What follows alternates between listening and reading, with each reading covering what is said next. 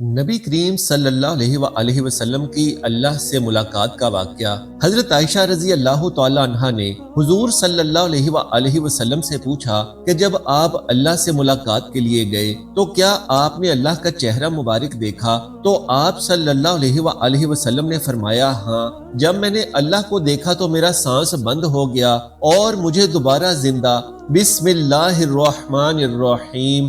رسول اللہ صلی اللہ علیہ وآلہ وسلم کو طائف کے دعوتی سفر سے واپسی پر جسم اور روح کے ساتھ بیداری کی حالت میں مسجد حرام سے مسجد اقصی اور پھر وہاں سے ساتویں آسمان سدرۃ المنتہا، جنت و جہنم اور جہاں تک اللہ تعالیٰ نے چاہا ان مقامات کی سیر کرائی گئی۔ اس سفر کو اسرا و معراج کہتے ہیں۔ معراج کی تاریخ میں علماء کا اختلاف ہے اور کئی اقوال کتب میں مذکور ہیں۔ معراج کے واقعے کا جمالی خاکہ یہ ہے کہ نبی کریم صلی اللہ علیہ وآلہ وسلم ام ہانی رضی اللہ تعالی عنہ کے گھر میں آرام فرما رہے تھے کہ یکایک چھت پھٹی اور حضرت جبرائیل امین حاضر ہوئے۔ ان کے ہمراہ دیگر فرشتے بھی تھے۔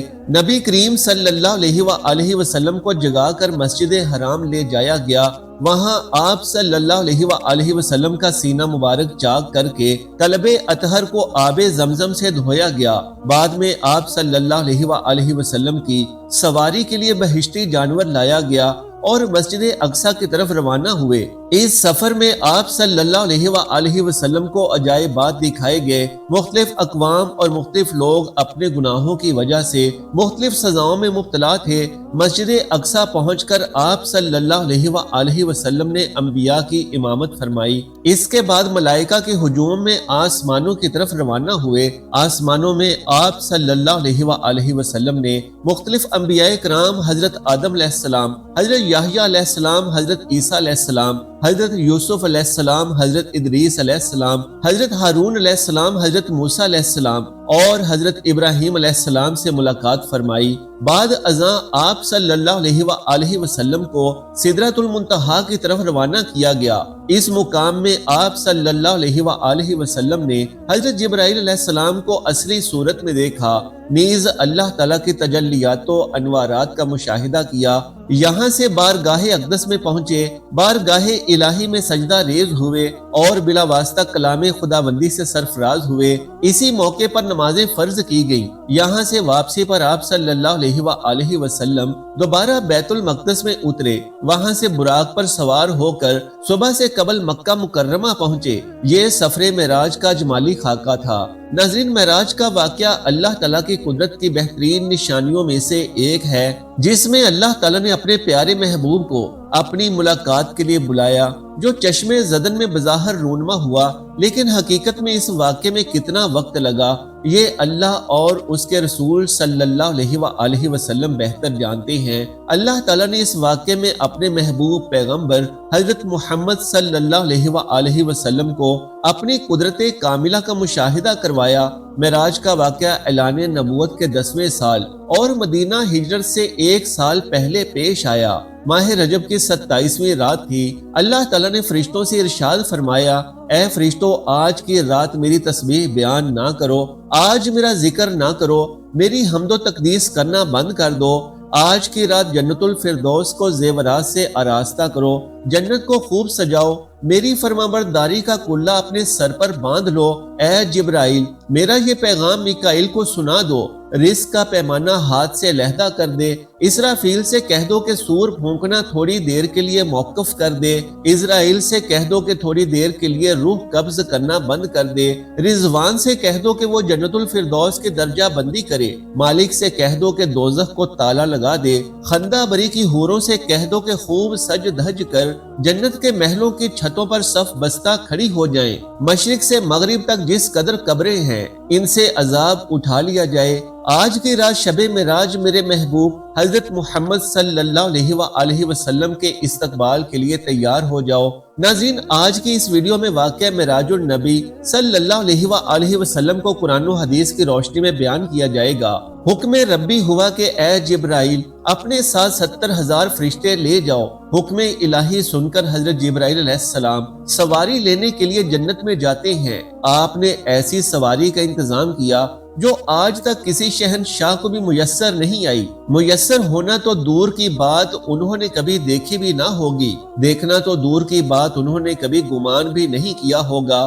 اس سواری کا نام براق ہے۔ تفسیر روح البیان میں ہے کہ نبی کریم صلی اللہ علیہ وآلہ وسلم سے پہلے اس سواری پر کوئی سوار نہ ہوا۔ ماہ رجب کی 27ویں شب کس قدر پرسوز ہے، مطلع بالکل صاف ہے، فضاؤں میں عجیب سی کیفیت طاری ہے، رات آہستہ آہستہ کیف و نجات کی مستی میں مست ہو رہی ہے، ستارے پوری آب و تاب کے ساتھ جھلملا رہے ہیں، پوری دنیا پر خاموشی کا عالم طاری ہے، نصف رات گزرنے کو ہے کہ آسمانوں کے دروازے کھلتے ہیں، انوار و تجلیات کے جلوے سمیٹتے ہوئے حضرت جبرائیل علیہ السلام نورانی مخلوق کے جھرمٹ میں جنتی براق لیے آسمانوں کی بلندیوں سے اتر کر حضرت ام ہانی رضی اللہ تعالی عنہا کے گھر تشریف لاتے ہیں، جہاں پر حضرت محمد صلی اللہ علیہ وآلہ وسلم خواب میں آنکھیں بند کیے دل بیدار لیے آرام فرما رہے ہیں۔ حضرت جبرائیل علیہ السلام ہاتھ باندھے کھڑے ہیں اور سوچ رہے ہیں کہ اگر آواز دے کر جگایا تو بے ادبی بھی ہو جائے گی، فکر مندی میں ہے کہ معراج کے دلہے کو کیسے بیدار کیا جائے۔ اس وقت حکم ربی ہوتا ہے کہ اے جبرائیل میرے محبوب کے قدموں کو چوم لے تاکہ تیرے ہونٹوں کی ٹھنڈک سے میرے محبوب بیدار ہو جائیں، اس دن کے واسطے میں نے تجھے کافور سے پیدا کیا تھا۔ حضرت جبرائیل علیہ السلام حکم سنتے ہی آگے بڑھے اور اپنے کافور ہونٹ حضرت محمد صلی اللہ علیہ وآلہ وسلم کے قدم مبارک سے مس کر دیے۔ وہ منظر بھی کس قدر حسین ہوگا جب جبرائیل علیہ السلام نے فخر کائنات صلی اللہ علیہ وآلہ وسلم کے قدموں کو بوسہ دیا ہوگا۔ حضرت جبرائیل علیہ السلام کے ہونٹوں کی ٹھنڈک پا کر حضور صلی اللہ علیہ وآلہ وسلم بیدار ہوتے ہیں اور دریافت کرتے ہیں کہ اے جبرائیل کیسے آنا ہوا۔ حضرت جبرائیل علیہ السلام عرض کرتے ہیں کہ یا رسول اللہ صلی اللہ علیہ وآلہ وسلم خدائے بزرگ و برتر کی طرف سے بلاوے کا پیغام لے کر حاضر ہوا ہوں۔ یا رسول اللہ صلی اللہ علیہ وآلہ وسلم اللہ تعالیٰ آپ کی ملاقات کا شوق رکھتا ہے۔ حضور صلی اللہ علیہ وآلہ وسلم آپ تشریف لے چلیے۔ زمین سے لے کر آسمانوں تک ساری گزرگاہوں پر مشتاق کا ہجوم ہاتھ باندھے کھڑا ہے۔ معراج نبوت میں یہ بات درج ہے، چنانچہ آپ نے سفر کی تیاری شروع کی۔ اس موقع پر حضرت جبرائیل علیہ السلام نے آپ صلی اللہ علیہ وآلہ وسلم کا سینہ مبارک چاک کیا اور دل کھول دیا۔ حضور صلی اللہ علیہ وآلہ وسلم کا ارشاد ہے، میرے پاس ایک آنے والا آیا اور اس نے میرا سینہ چاک کر کے میرا دل نکالا گیا، پھر میرے پاس سونے کا ایک تشت لایا گیا جو ایمان اور حکمت سے لبریز تھا، اس کے بعد میرے دل کو دھویا گیا، پھر وہ ایمان و حکمت سے لبریز ہو گیا، اس کے بعد اس قلب کو واپس اسی جگہ پر رکھ دیا گیا۔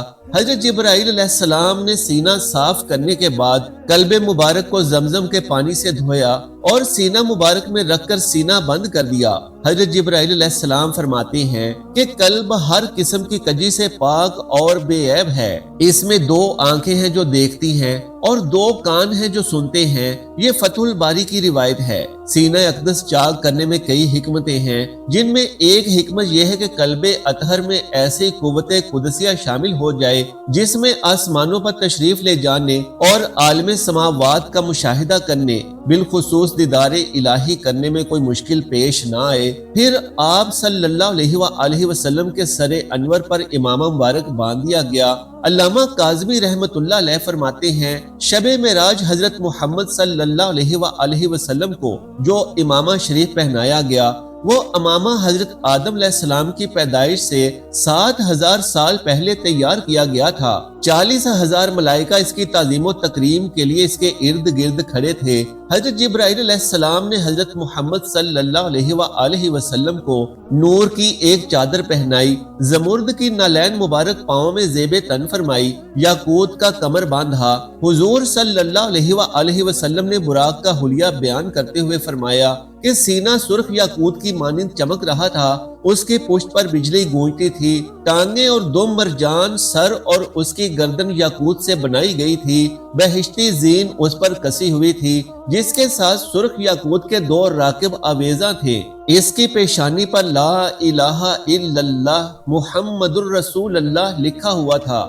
چند لمحوں بعد وہ وقت بھی آ گیا کہ سروے کونین حضرت محمد صلی اللہ علیہ وآلہ وسلم براق پر تشریف فرما ہو گئے۔ حضرت جبرائیل علیہ السلام نے رکاب تھام لی، حضرت میکائیل علیہ السلام نے لگام پکڑ لی، حضرت اسرافیل علیہ السلام نے زین کو سنبھالا۔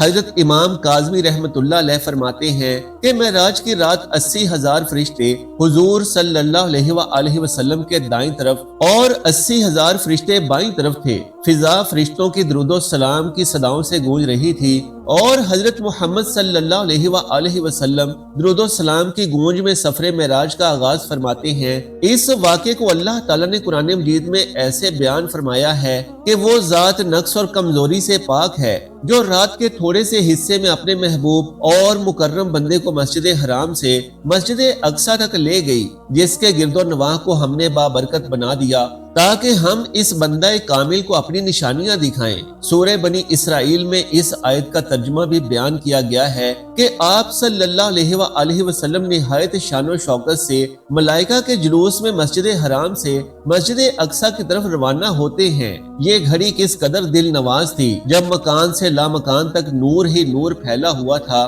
سواری بھی نور اور سوار بھی نور، باراتی بھی نور تو دلہا بھی نور، میزبان بھی نور تو مہمان بھی نور۔ نوریوں کی یہ نوری بارات فلک بوس پہاڑوں، بیابان ریگستانوں، گھنے جنگلوں، چٹیل میدانوں اور سرسبز و شاداب وادیوں پر سفر کستی ہوئی وادی بسا میں جا پہنچتی ہے جہاں بے شمار درخت ہیں۔ حضرت جبرائیل علیہ السلام نے عرض کیا کہ حضور یہاں اتر کر 2 رکعت نفل ادا کیجئے۔ یہ آپ کی ہجرت گاہ مدینہ طیبہ ہے۔ نفل کی ادائیگی کے بعد پھر سفر شروع ہوتا ہے۔ راستے میں ایک سرخ ٹیلا آتا ہے جہاں حضرت موسیٰ علیہ السلام کی قبر ہے۔ حضور صلی اللہ علیہ وآلہ وسلم اس موقع پر ارشاد فرماتے ہیں کہ معراج کی رات میں سرخ ٹیلے سے گزرا تو میں نے دیکھا کہ وہاں حضرت موسیٰ علیہ السلام کی قبر ہے اور حضرت موسیٰ علیہ السلام اپنی قبر میں کھڑے ہو کر نماز پڑھ رہے ہیں۔ پھر دیکھتے ہی دیکھتے بیت المقدس بھی آ گیا جہاں قدسیوں کا جمع غفیر سلامی کے ساتھ موجود ہے۔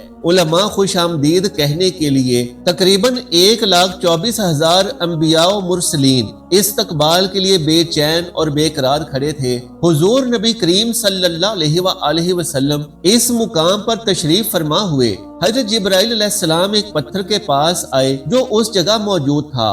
حضرت جبرائیل علیہ السلام نے اس پتھر میں اپنی انگلی مار کر اس میں سوراخ کر دیا اور براق کو اس سے باندھ دیا۔ حضرت محمد صلی اللہ علیہ وآلہ وسلم مسجد اقصی میں داخل ہوتے ہیں۔ صحن حرم میں فلک تک نور ہی نور چھایا ہوا ہے، ستارے ماند پڑ چکے ہیں، قدسی سلامی دے رہے ہیں۔ حضرت جبرائیل علیہ السلام اذان دے رہے ہیں اور تمام انبیاء اور رسول جماعت کے لیے صف در صف کھڑے ہو رہے ہیں۔ جب صفیں بن چکی تو حضرت محمد صلی اللہ علیہ وآلہ وسلم امامت فرمانے کے لیے تشریف لاتے ہیں۔ تمام انبیاء اور رسول امام الانبیاء کی اقتداء میں 2 رکعت نماز ادا کر کے اپنی نیاز مندی کا اعلان کرتے ہیں۔ ملائکہ اور انبیاء سب کے سب سر تسلیم خم کیے ہوئے ہیں۔ بیت المقدس نے آج تک ایسا دل نور منظر نہیں دیکھا۔ وہاں سے رفعت اور عظمت کے پرچم پھر بلند ہونے شروع ہوتے ہیں۔ درود و سلام سے فضا ایک مرتبہ پھر گونج اٹھتی ہے۔ حضرت محمد صلی اللہ علیہ وآلہ وسلم نوری مخلوق کے جھرمٹ میں آسمان کی طرف روانہ ہوتے ہیں اور یہاں سے پھر وہ واقعہ معراج شروع ہوتا ہے۔ یہاں سے پھر وہ معاملہ شروع ہوتا ہے۔ حضرت محمد صلی اللہ علیہ وآلہ وسلم فرماتے ہیں کہ پھر مجھے اوپر لے جایا گیا۔ براق کی رفتار کا یہ عالم تھا کہ جہاں تک نظر کی انتہا ہوتی وہاں براق کا پہلا قدم ہوتا۔ فوراً ہی پہلا آسمان آ گیا۔ حضرت جبرائیل علیہ السلام نے دروازہ کھٹکھٹایا۔ دربان نے پوچھا کون ہے؟ جواب دیا جبرائیل۔ دربان نے پوچھا تمہارے ساتھ کون ہے؟ حضرت جبرائیل نے جواب دیا حضرت محمد صلی اللہ علیہ وآلہ وسلم۔ دربان نے کہا مرحبا مرحبا، دروازہ انہی کے لیے کھولا جائے گا۔ چنانچہ دروازہ کھولا گیا۔ حضرت محمد صلی اللہ علیہ وآلہ وسلم کی ملاقات حضرت آدم علیہ السلام سے ہوئی۔ انہیں بتایا گیا کہ یہ آپ کے جلیل القدر فرزند ہیں، یہی حضرت محمد صلی اللہ علیہ وآلہ وسلم ہیں۔ کہہ کر حضرت آدم علیہ السلام کی بارگاہ میں سلام ارشاد فرمایا۔ حضرت آدم علیہ السلام نے سلام کا جواب بھی فرمایا اور اپنے عظیم فرزند کو دعاؤں سے بھی نوازا۔ اس کے بعد مہمان عرش صلی اللہ علیہ وآلہ وسلم کو دوسرے آسمان کی طرف اٹھایا گیا۔ پہلے آسمان کی طرح بواب نے دوسرے آسمان کا دروازہ کھولا۔ یہاں حضرت عیسیٰ علیہ السلام سے حضور صلی اللہ علیہ وآلہ وسلم کی اور حضرت یحییٰ علیہ السلام سے ملاقات ہوئی۔ اس یادگار ملاقات کے بعد اور آسمان کے ملکوتی مشاہدات کے بعد آپ صلی اللہ علیہ وآلہ وسلم کو تیسرے آسمان کی طرف اٹھایا گیا۔ تیسرے آسمان سے حضور صلی اللہ علیہ وآلہ وسلم کی ملاقات حضرت یوسف علیہ السلام سے کرائی گئی۔ تیسرے آسمان کے مشاہدات نورانی کے بعد حضور صلی اللہ علیہ وآلہ وسلم چوتھے آسمان پر پہنچ گئے۔ چوتھے آسمان پر حضرت محمد صلی اللہ علیہ وآلہ وسلم کی ملاقات حضرت ادریس علیہ السلام سے کرائی گئی۔ اس طرح حضور صلی اللہ علیہ وآلہ وسلم سفر معراج طے کرتے ہوئے پانچویں آسمان پر پہنچے تو وہاں آپ صلی اللہ علیہ وآلہ وسلم کی ملاقات حضرت ہارون علیہ السلام سے ہوئی۔ چھٹے آسمان پر آپ صلی اللہ علیہ وآلہ وسلم کی ملاقات حضرت موسیٰ علیہ السلام سے ہوئی۔ حضرت موسیٰ علیہ السلام کی مقدس آنکھیں اشکبار ہو گئیں۔ حضور صلی اللہ علیہ وآلہ وسلم کی رفت اور عظمت کو دیکھ کر رشک کے آنسو چھلک پڑے۔ آپ کی زبان اقدس سے بے اختیار نکلا کہ خدائے بزرگ و برتر کے یہ وہ برگزیدہ رسول ہیں جن کی امت کو میری امت پر شرف عطا کیا گیا۔ میری امت پر جسے بزرگی عطا ہوئی یہ وہی رسول ہیں جن کی امت کو میری امت کے مقابلے میں کثرت کے ساتھ جنت میں داخل کیا جائے گا۔ مہمان ذی حشرت رحمت عالم صلی اللہ علیہ وآلہ وسلم کی ملاقات ساتویں آسمان پر حضرت ابراہیم علیہ السلام سے ہوئی۔ اس کے بعد حضرت محمد صلی اللہ علیہ وآلہ وسلم جو تخلیق میں واحد ہستی ہیں، جنہوں نے حضرت جبرائیل علیہ السلام کے ساتھ سدرۃ المنتہا کا سفر کیا، اس مقام پر اللہ تعالیٰ نے حضور صلی اللہ علیہ وآلہ وسلم کو 5 نمازوں کا تحفہ عطا فرمایا۔ معراج کا واقعہ جس رات پیش آیا اس رات رسول اللہ صلی اللہ علیہ وآلہ وسلم اپنی چچا زاد بہن ام ہانی کے گھر مقیم تھے۔ آپ صلی اللہ علیہ وآلہ وسلم نے یہ بات لوگوں کو بتائی تو سب نے ماننے سے انکار کر دیا اور مشرکین نے تانا دینا شروع کر دیا کہ رسول اللہ راتوں رات آسمان گئے ہیں۔ سب نے تردید کی، مگر جب لوگوں نے حضرت ابو بکر صدیق رضی اللہ تعالی عنہ کو اس واقعے سے آگاہ کیا تو حضرت ابو بکر نے فوراً تصدیق کرتے ہوئے کہا، کیا یہ بات رسول اللہ صلی اللہ علیہ وآلہ وسلم نے بتائی ہے؟ لوگوں نے کہا ہاں بالکل۔ تو حضرت ابو بکر نے کہا کہ اگر یہ بات نبی کریم صلی اللہ علیہ وآلہ وسلم نے بتائی ہے تو پھر سچ ہے۔ حضرت ابو بکر صدیق رضی اللہ تعالیٰ عنہ کے اس بات نے رسول اللہ صلی اللہ علیہ وآلہ وسلم کو بہت متاثر کیا اور آپ صلی اللہ علیہ وآلہ وسلم نے حضرت ابو بکر کو اسے صدیق کا لقب دیا۔ مکہ کا ایک شخص شام اور فلسطین زیادہ سفر کرتا تھا، آیا اور بولا اگر آپ واقعی راتوں رات مسجد اقصی اور پھر آسمانوں پر گئے ہیں تو مجھے مسجد اقصی کا پتہ ہے، میں آپ سے سوالات پوچھتا ہوں، آپ جوابات دیں۔ پھر اس شخص نے حضور صلی اللہ علیہ وآلہ وسلم سے مسجد اقصی اور اس کے خد و خال سے متعلق بے شمار سوالات کیے اور رسول اللہ صلی اللہ علیہ وآلہ وسلم نے سب کے ٹھیک ٹھیک جوابات دیے۔ اس شخص نے رسول اللہ صلی اللہ علیہ وآلہ وسلم کے تمام جوابات کو درست قرار دیا۔ رسول اللہ صلی اللہ علیہ وآلہ وسلم نے اللہ تعالیٰ سے پردے میں بات کرنے کا شرف حاصل کیا، کسی کو حاصل نہیں ہوا۔ کائنات کی اس افضل ترین رات میں اللہ تعالیٰ نے حضرت محمد صلی اللہ علیہ وآلہ وسلم کو 50 نمازیں بطور تحفہ دی، جن کو بعد میں کم کر کے 5 کر دی گئی۔ بہت سے مسلمان استفسار کرتے ہیں کہ کیا حضور صلی اللہ علیہ وآلہ وسلم نے شب معراج کو اللہ تعالیٰ کا دیدار کیا؟ حضور صلی اللہ علیہ وآلہ وسلم کا دیدار الہی کرنے کا ثبوت قرآن کریم سے ملتا ہے۔ قرآن کریم کی جس آیت سے رسول اللہ صلی اللہ علیہ وآلہ وسلم کا دیدار الہی کا انکار کیا جاتا ہے، لوگوں کی زبردستی ہے۔ یہی حالت حضرت عائشہ صدیقہ رضی اللہ تعالی عنہ کی روایات کی ہے۔ دونوں پر مختصراً غور کیا جاتا ہے۔ قرآن و حدیث سے جو چیز ثابت ہے وہ ہے دیدار خدا بندی، اور نفی میں پیش کی جانے والی آیت میں ہے آنکھوں میں ادراک کی نفی، حالانکہ دیکھنے میں ہے اور ادراک میں فرق ہے، جیسا کہ ارشاد خدا بندی ہے کہ نگاہیں اس کا احاطہ نہیں کر سکتی اور وہ سب کا احاطہ کیے ہوئے ہے، اور وہ ایک بڑا باریک بین اور بڑا باخبر ہے۔ امام رازی رحمت اللہ علیہ اس کی تفسیر میں لکھتے ہیں کہ تمام آنکھیں اس کا ادراک نہیں کر سکتی۔ اس کا فائدہ یہ ہے کہ بعض آنکھیں دیکھ سکتی ہیں۔ دیکھی جانے والی چیز کی جب حد اور انتہا ہو اور دیکھنے والی نظر تمام حدود و اطراف اور انتہاؤں کو گھیر لے تو گویا اس نظر نے اس چیز کو گھیر لیا۔ اسے نظر کا ادراک کہا جاتا ہے۔ لیکن جب نظر دیکھی جانے والی چیز کا احاطہ نہ کر سکے تو اس دیکھنے کا نام ادراک نہیں ہوتا۔ خلاصہ یہ ہے کہ قرآن کی آیت اور اسے ام المومنین حضرت عائشہ رضی اللہ تعالی عنہ کے قول سے دیدار الہی کی نفی رسول اللہ صلی اللہ علیہ وآلہ وسلم سے ثابت نہیں ہوتی۔ اس آیت کا مطلب ہے کہ تمام آنکھیں اللہ کو نہیں دیکھ سکتی، یا یہ کہ آنکھیں اللہ کا احاطہ نہیں کر سکتی، اور ظاہر ہے کہ دیکھنا اور ہے اور احاطہ کرنا اور ہے۔ نتیجہ یہ ہے کہ بعض آنکھیں دنیا میں بھی اللہ تعالیٰ کو دیکھ سکتی ہیں، اور بے شک وہ بعض آنکھیں حضور صلی اللہ علیہ وآلہ وسلم کی ہیں۔ مروان نے حضرت ابو ہریرہ رضی اللہ تعالیٰ عنہ سے پوچھا کہ کیا محمد صلی اللہ علیہ وآلہ وسلم نے اپنے رب کو دیکھا؟ انہوں نے فرمایا ہاں۔ حضرت امام احمد ابن حنبل رضی اللہ تعالیٰ عنہ نے فرمایا کہ حضور نبی کریم صلی اللہ علیہ وآلہ وسلم نے آنکھوں سے اللہ تعالیٰ کو دیکھا، یہاں تک کہ ان کا سانس بند ہو گیا۔ اللہ پاک سے دعا ہے کہ اللہ تعالیٰ ہمیں دین کا پیروکار بنائے اور ہمیں حضور نبی کریم صلی اللہ علیہ وآلہ وسلم کے نقش قدم پر چلنے کی توفیق عطا فرمائے اور ہمارا خاتمہ ایمان پر فرمائے، آمین۔ جزاک اللہ خیرن کثیرا۔ اللہ ہم سب کا حامی و ناصر ہو۔